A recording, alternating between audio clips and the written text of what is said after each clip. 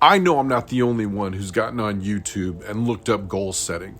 We all know that people who write their goals down are more likely to achieve them than those who don't. And as a result of our research, we've looked at SMART goals, hard goals, and probably gone down the rabbit holes about intermediary goals and 5-year plans.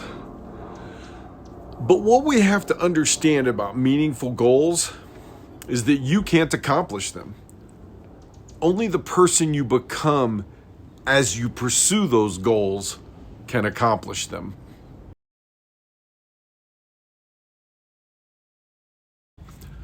We've all heard someone who's gone through a change say, I feel like a whole new person. Or maybe somebody says it about them. He seems like a new man. Or maybe the change isn't respected by the people around you and they say, you've changed. I don't even know you anymore. Advertisers used to love telling people, it's going to be a whole new you. Now, I certainly believe in identity. There is something inside all of us that defines who we are and doesn't change, even as we go through puberty and then mature until our brains solidify around 25. But at the same time, any of us can look back and see those ways in which we are not the person we were at 5 or 15. Our experiences changed us. They forced us to grow or held us back. They dictated who we might become. They dictated who we did become. Now, not every goal changes you, of course. Who you really are probably won't be changed if your goal is to collect every Pokemon or a first edition of every Travis McGee novel. But it might. So be careful when choosing your goals and be open to these unexpected consequences.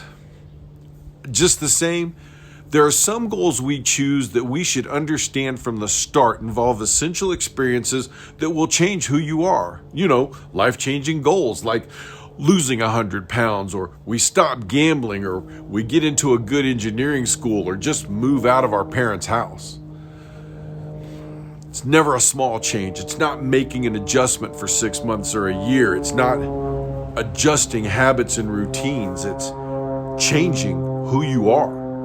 It's becoming a person with a completely different set of habits and routines and outlooks.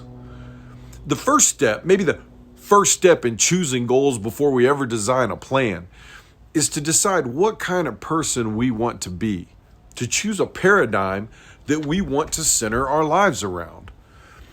Before I started making this video, I looked in a few dictionaries to see how they explained paradigm. The best one I got for our purposes was from Webster's. And it said that a paradigm is a theory or a group of ideas about how something should be done, made, or thought about. How something should be done. At a certain point in our lives, most men get a say in who they will become. I've met men who spent their lives preparing to take over their father's business and then chose instead to become soldiers. They largely set aside the person that their upbringing and their MBA had shaped and allowed basic combat training, OCS, and Ranger School shape them into someone else. And I've seen the opposite. Soldiers who came home from the wars and then became big finance guys for money-making outfits. I see myself as a warrior poet. It was an odd sort of evolution that kind of hurled itself at me when I was a philosophy student at the University of Dallas. I'd grown up watching the old Kung Fu TV show, and that initiated my interest in philosophy, meditation, martial arts. Then I get to college, I read The Republic, and Plato suggests that every good philosopher must first be a soldier. So I dropped out and enlisted. The point is that my goal of being a philosopher involved me looking at the world a certain way. Not being a philosopher, I didn't really understand what a philosopher is. I was just a redneck jock from rural Mississippi. I suspect most redneck jocks from rural Mississippi are actually destined to become philosophers and warrior poets. But I set out to become a philosopher. I no longer say that, by the way. I say I set out to study philosophy. When asked if I am a philosopher, I usually say I study philosophy. Anyway, I set out to become a philosopher, And the closer I got to that goal, and the more I let that goal change me from a high school jock into a scholar, the more that scholar found himself on a path that took me away from other scholars and professors around me and changed me instead into a deadly war machine. A deadly war machine who would still tell people he was on the path of philosophia. The problem with goals, as I see it, is that a goal is always set in the future. And we set goals imagining that somehow the person we are now can inhabit that life where the goal has been met.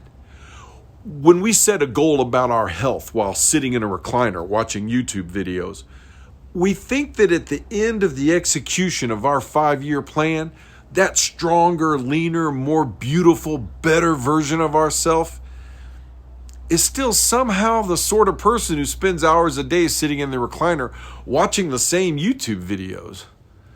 But it doesn't happen that way. It can't happen that way. We don't just commit to doing these things that bring our goals about. We embrace a new paradigm.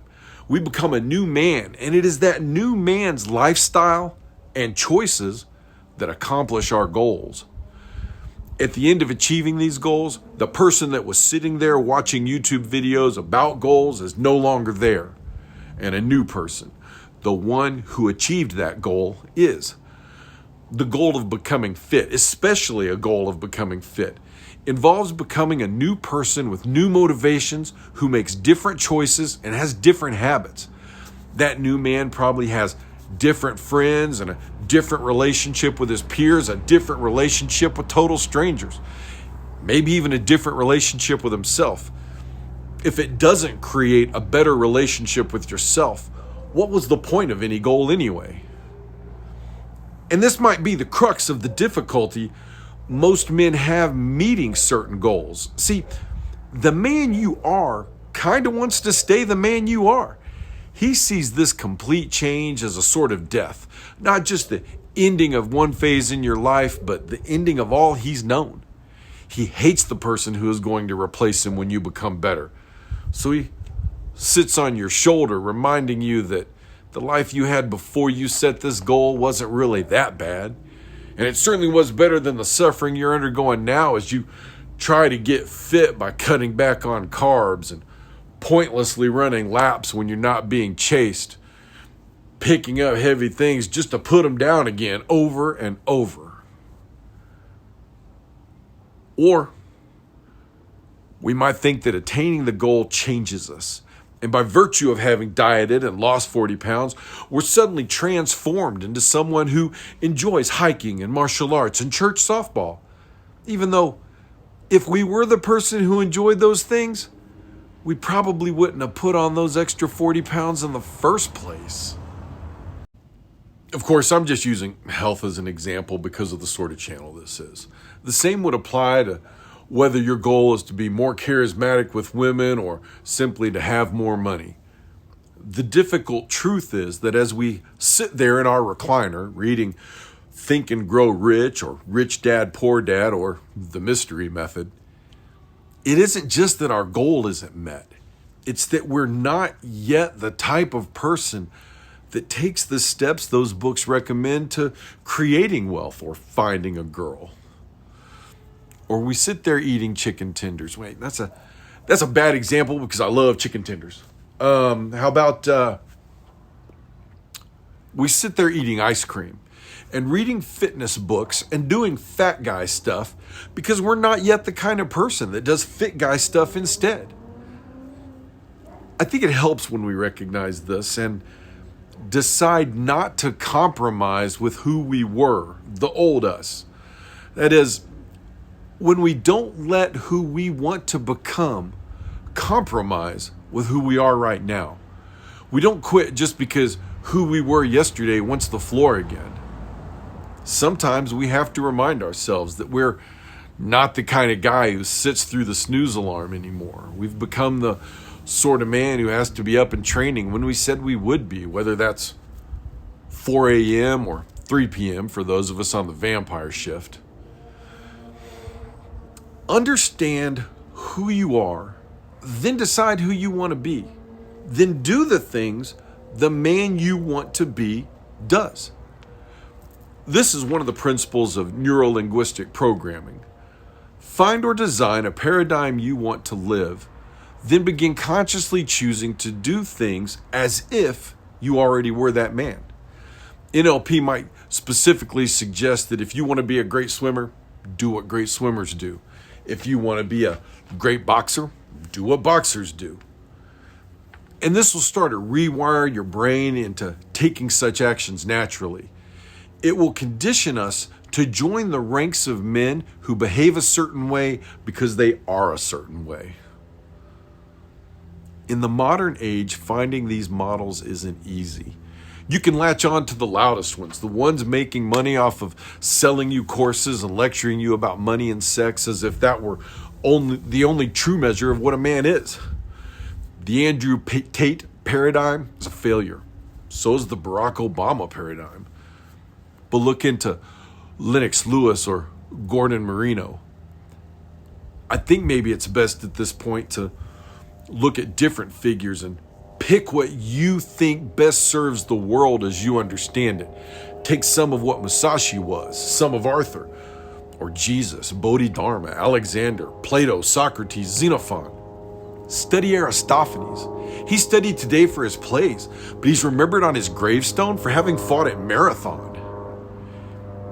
If it works for you and fits your needs like it did mine, use Kwai Chang Caine as a model, or Aragorn, Batman, anyone whose story you know and shows you how you can be more than what you are. Take these men as teachers in a fashion and become the man you would have been had you spent your life to this point in their company. Seek out and find a paradigm, a way of life and identity, or build one from what you value most. And then let that identity set your habits and color how you see the world. Let that paradigm replace the one that a sick world forces you into and become instead the man you should be. Let that man you will become set your goals for today.